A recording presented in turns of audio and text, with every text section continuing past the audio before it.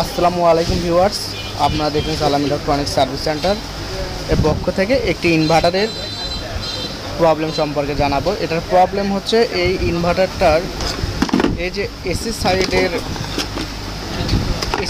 যে মসফেটগুলো আছে, এই মসফেটগুলো নষ্ট ছিল, পাশাপাশি এটা ডিসি সাইডের মসফেটগুলো নষ্ট হয়ে গিয়েছিল।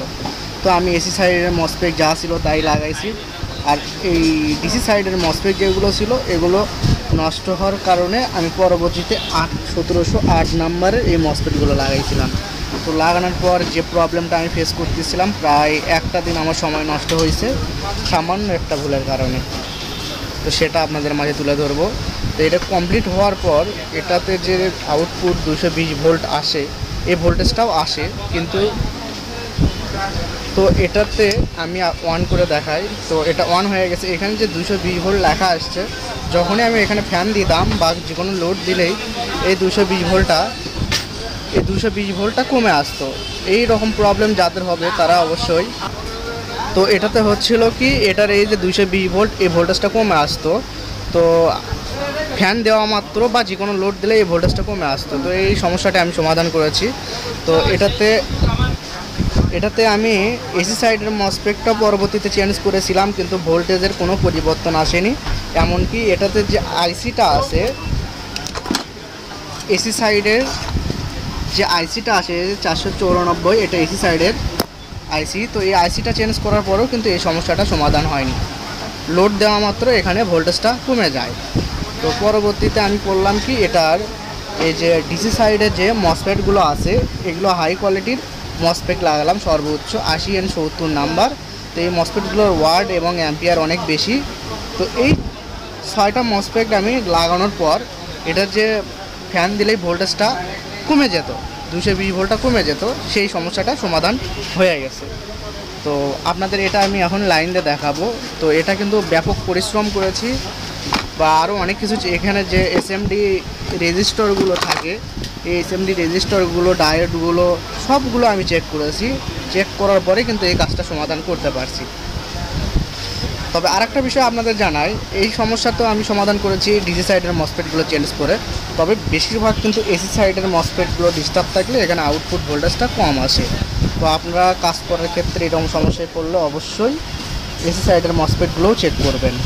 এবং এখানে যে 4148 ডায়োড আছে, এই ডায়োডগুলো চেক করবেন। পাশাপাশি এখানে যে রেজিস্টরগুলো আছে, এসএমডি রেজিস্টর, এই রেজিস্টরগুলো চেক করবেন। তো এই এসএমডি রেজিস্টর, ডায়োড, মসফেট, আইসি, এই ডিসি সাইডের মসফেট, এই সব জায়গা থেকে কিন্তু এই একই সমস্যা দেখা যায়, যার কারণে কাজটা করতে কিন্তু আমার সময় লাগছে। তো আপনারা যারা মসফেটগুলো চেঞ্জ করবেন অবশ্যই বেশি ওয়াটের মসফেটগুলো লাগাবেন। আর আপনার ওখানে যদি 80N70 না থাকে সেক্ষেত্রে আপনারা 3205 লাগাইতে পারেন। আর এ পাশে আছে 20N60, 20N60-এর পরিবর্তে আপনারা যদি 21N60 বা 25N60 পান সেগুলো লাগালেও কাজ করবে। তো এটা আপনাদের এখন আমি লোডটা দেখাবো, এটা কাজটা সম্পূর্ণ হয়েছে। এখন লোড দিলে কি ডাবে কিনা আপনাদের আমি বিষয়টা দেখাবো। তো সম্পূর্ণ হয়েছে। এখানে একটা প্লাগ ইন করেছি, এটা কিন্তু এটা ছোট্ট একটা খাঁচা ফ্যানের প্লাগ। তো এটা আমি অন করব। তো এই তো দেখুন, ব্যাটারি ভোল্টেজ ডাবার পরেও 11.8 আছে, কিন্তু আউটপুট কিন্তু কমেনি, 220ই আছে। এবং কি এখান থেকে কিন্তু ছোট্ট একটা খাঁচা ফ্যান চলছে। তো যারা বগুড়া শহরের মধ্যে এই ধরনের ইনভার্টার মেরামত করতে চাচ্ছেন তারা আমার সার্ভিস সেন্টারে আসতে পারেন। আমার সার্ভিস সেন্টারটা হলো সালাম ইলেকট্রনিক্স। আমার এখানে এই ধরনের ইনভার্টার কিন্তু 1000 ওয়াট, 2000 ওয়াট ইনভার্টার কিনতে পারবেন। পাশাপাশি আইপিএস কিনতে পারবেন, ইউপিএস কিনতে পারবেন। খুব কম দামের মধ্যে কিন্তু আইপিএসও পাবেন। 500 ওয়াট আইপিএস, ডিজিটাল আইপিএসের মূল্য মাত্র 5600 টাকা। আর 800 ওয়াট 1000 আইপিএসের মূল্য অনলি 7500 টাকা। তো যাদের লাগবে অবশ্যই যোগাযোগ করতে পারেন। এখানে কিন্তু আপনারা কুলকি পাওয়ার 6 ভোল্ট ব্যাটারি পাবেন এবং সব ধরনের ইনভার্টার, 12 ভোল্ট চার্জার সব কিছু পেয়ে যাবেন, ডিজিটাল 12 ভোল্ট চার্জার মিটার সহ। তো আজকের মতো ভিডিওটি এই পর্যন্তই।